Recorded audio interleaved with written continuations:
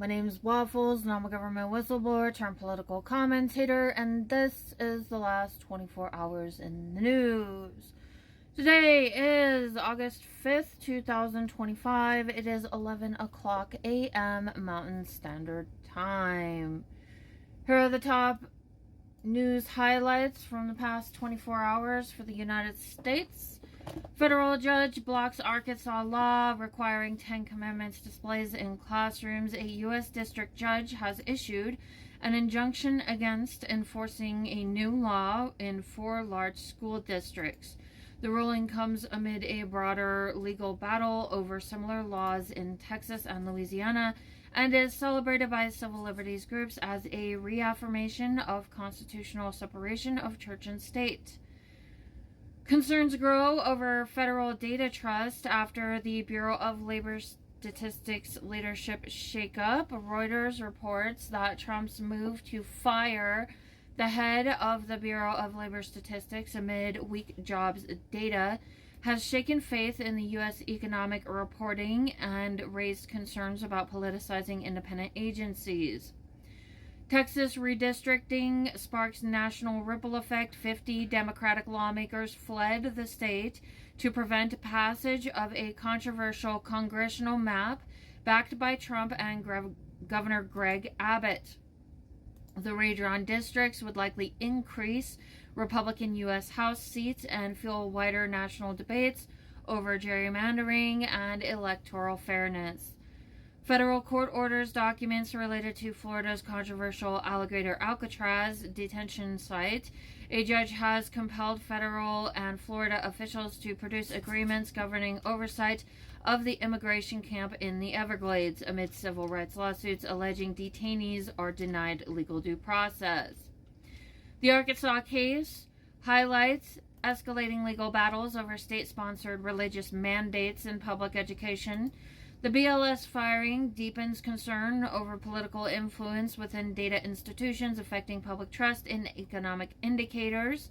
The Texas redistricting fight may reshape congressional power and spark legal challenges linked to voter suppression. Oversight disputes around the Florida detention site raise serious civil rights and transparency issues. Yesterday, the stock market closed with the S&P 500 at approximately $628.62, reflecting a drop from the prior session. Dow ETF ended at $441.05, down slightly, and the Nasdaq ETF QQQ finished at $561.48, also showing modest decline. These fund prices track the major U.S. indexes and indicate slight downward movement following earlier gains. For those of you who are visual learners, this is the stock market close for yesterday. We are looking at the S&P 500. And then, oh no, this is current, I think. Well, this is what the stock market's looking at right now. It's looking like this right now. Today's August 5th. This is what it's looking like right now. This is the current stance of the stock market midday today. Oh yeah, it's tanking. The stock market highlights from yesterday. There was a strong rebound after Friday's sell-off. On Monday, U.S. markets rallied sharply. Dow rose 1.3%, the S&P up 1.5%, the Nasdaq climbed 2%, recovery from Friday's steep losses tied to tariff fears and poor labor data. Tuesday pullback. Despite Monday's gains, markets fell slightly on Tuesday amid a weak services sector report. The S&P 500 dropped 0.5%. Dow lost 189 points, 0.4%, and Nasdaq declined 0.6%. Concerns centered on tariff impacts and slowing business activity. Fed policy expectations remain high. Investors continue anticipating a rate cut in September in response to soft labor reports and slower economic momentum. Trade and economic highlights for the past 24 hours. U.S. trade policy. Pharmaceutical tariffs were announced. President Trump stated that a small tariff on imported drugs will be introduced immediately, escalating to 150%. within 18 months and ultimately reaching 250%. He also indicated plans to unveil tariffs on semiconductors and chips in the coming week. Copper exempted, aluminum hit hard. The administration has exempted refined copper from import tariffs but imposed a 50% tariff on aluminum, analysts say. These decisions reflect energy cost concerns and industry lobbying. South Africa faces immediate tariffs in retaliation for failing to strike a trade deal. By U.S. deadlines, South Africa is set to be hit with a 30% import tariff, risking significant job losses in its export sector. U.S. trade deficit narrows in June. The goods and services deficit shrank to $60.2 billion, down 16% from previous levels. Whether that comparison is being made to, I don't know.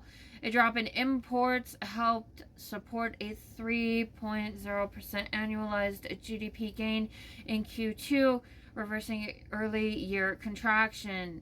Tariff litigation moves forward. The ongoing federal legal challenge to Trump's tariffs under IEEPA reached a new phase in the U.S. Court of Appeals.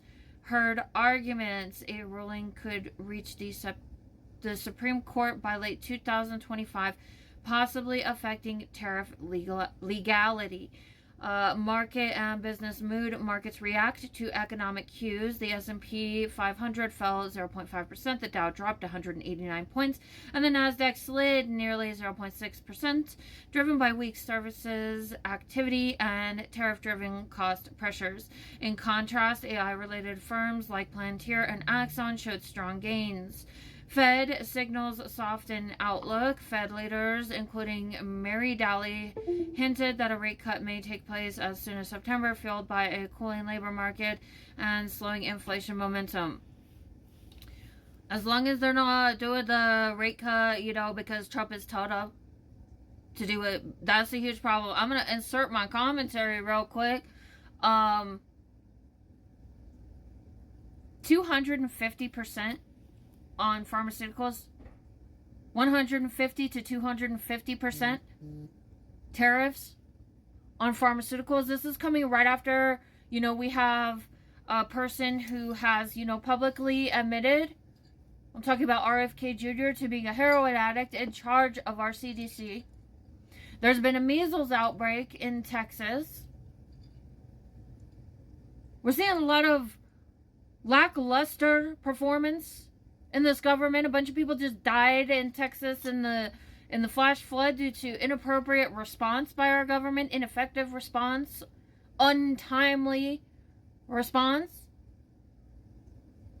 So we're seeing a lot of areas where our government's not performing very well, and I personally would say that the CDC certainly appears to be one of them. They just passed this one big treasonous bill, H.R. 1, which is going to strip people of their Medicaid. And now we're trying to raise the price on pharmaceuticals, which are already expensive, by 150% to 250% with tariffs. That's what's in the news today. I find that incredibly suspicious. From my own personal perspective, it almost looks like they are trying to unalive American citizens. Why would you remove people's health care and then make it so that they can't afford pharmaceuticals? Why would you make it that much worse? The fact that they're doing all of these things and these things seem to connect has me incredibly concerned that there may be some form of conspiracy taking place. And I'm not saying that there is. I don't know what's going on. I'm just expressing my thoughts and my opinions based on my observation, which is my First Amendment right to do so. But that is very strange that they would take away people's Medicaid and jack up the cost of pharmaceuticals by 150%. 250. That is what is in the news report today, that Donald Trump is trying to increase the cost of pharmaceuticals by that much.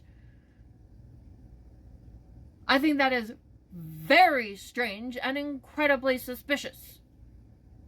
So we're going to move on with our reporting and get into the weather.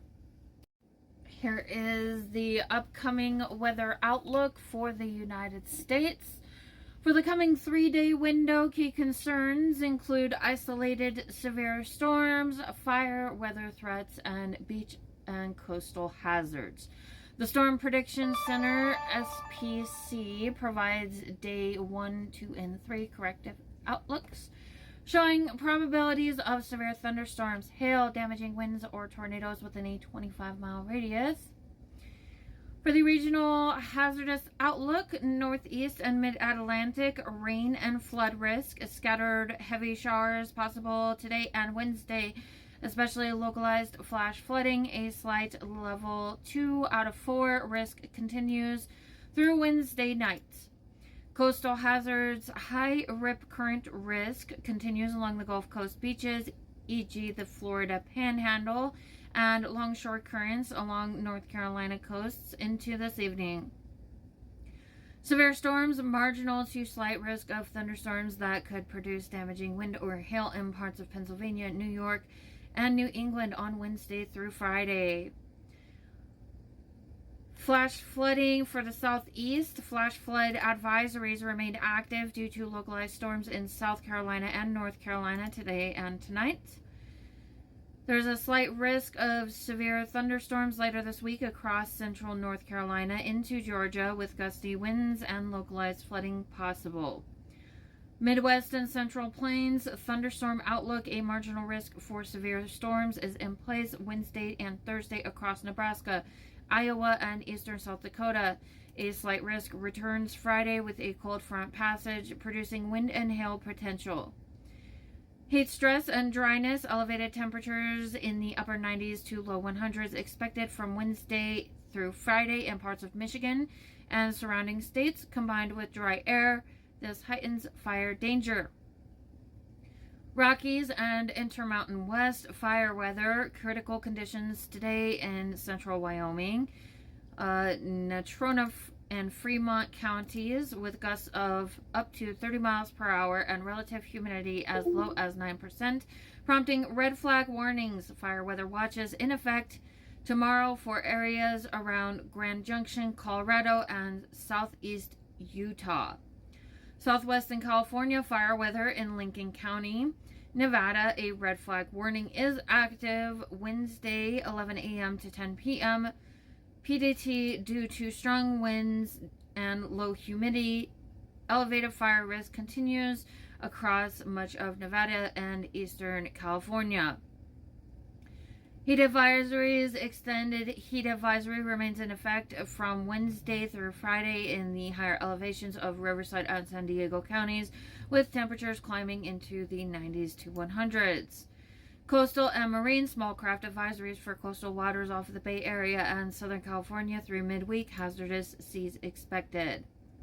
Pacific Northwest, marine risk, unsafe sea conditions continue in the waters off of the California and Alaska coasts. Small craft should remain cautious through midweek. Alaska and Hawaii, no major land-based hazards flagged in the last 24 hours. Some marine and coastal advisory activity may exist separately. There is no significant inland hazards at this time. For severe storms, marginal to slight risk across parts of the Midwest, eastward into the southeast during midweek, tracked by the SPC convection outlooks. Fire weather elevated across southwest Colorado, Utah corridor, and central Wyoming due to dry, windy, and hot conditions. Actively flagged with a red flag warning. Flooding risk, flash flooding is possible along Gulf and Atlantic coasts and parts of the southeast today into Wednesday night. Beach hazards, rip currents, and hazardous surf persist through tonight along beaches and Gulf Coast, Carolinas, and Superior Lake area. Heat stress alert levels in parts of Michigan and California's inland mountain zones through Friday. And that's the weather for today, August 5th, 2025. It is 11:24 a.m. And here are the top international news highlights for the past 24 hours. Escalating Syria instability, ceasefire under strain. New clashes erupt in Syria, both in Sweden and Aleppo provinces, as government-affiliated fighters confront Druze militias in the south and Kurdish-led Syrian Democratic Forces (SDF) in the north. At least one security officer and one Druze civilian were killed, with multiple others wounded. These incidents exposed deep fractures in a fragile ceasefire that followed intense sectarian violence in July and raised serious concerns about local governance and humanitarian access. Aid convoys remain constrained amid worsening conditions.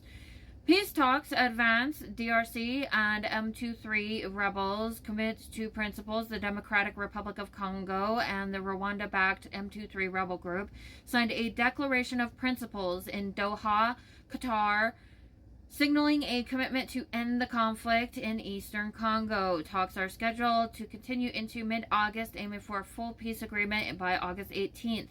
Regional leaders and the African Union have praised the move as a critical step towards stabilization. However, practical enforcement details and trust remain unresolved. Vietnam, there's a boat crash, but that's like 3 weeks ago. Yeah, so that's really it for what I've got for international right now. Other than that, what I am seeing in my feeds is that there are a lot of people in the United States who seem to be incredibly concerned about the cost of goods reaching extraordinarily high levels, and I'm seeing a lot of individuals who are reporting these price increases. That information is being posted to my news network account on TikTok, and then there also appears to be some sort of virus outbreak. I don't know what it is, but people are feeling stuffy and having hot and cold flashes. I'm seeing a lot of users complaining that they're feeling sick right now. So yeah, I don't know. It's weird watching how viruses spread when you're on the internet, because it's like you can see it start to reach across regions, and it can happen pretty quickly. Not sure what the virus is. I have concerns over the CDC's lack of appropriate conduct. But yeah, this is the last 24 hours in the news. It is 11:28 a.m. Mountain Standard Time. Today is August 5th, 2025. I am Waffles Mcgrawl, over and out. So the Olympics is great, and Johnny for the others, you know, the World Cup, Johnny is the head of it. We had our top people, Wasserman. They all came in on the Olympics, and then I saw Johnny. And we got the World Cup too. And you know, it's only because they rigged the election that I'll be your president representing you there. You know, I got both of them. I got the Olympics and I got the World Cup. And I said, you know, it's too bad. One was in 2026 and the other was in 2028. And I said, I won't be there. I won't be your president. But then they rigged the election and now we won. So I'm going to be your president for the Olympics and for the World Cup. So, Johnny, thank you for the World Cup. And everybody, thank you for the Olympics. We're going to have a great time. Hey guys, don't forget to like, share, subscribe, and comment on my videos. And also, don't forget to check out my shop where you could get this awesome Real Patriots Punch Nazis t-shirt. America, fuck yeah! And if you go to the link tree in my bio on most platforms, it's got links to everything, all of my stuff. You can find my shop there. I'm on eBay. You can also get this cool Exterminate MAGA sticker, because MAGA's fucking cockroaches. And fuck MAGA. Abolish MAGA.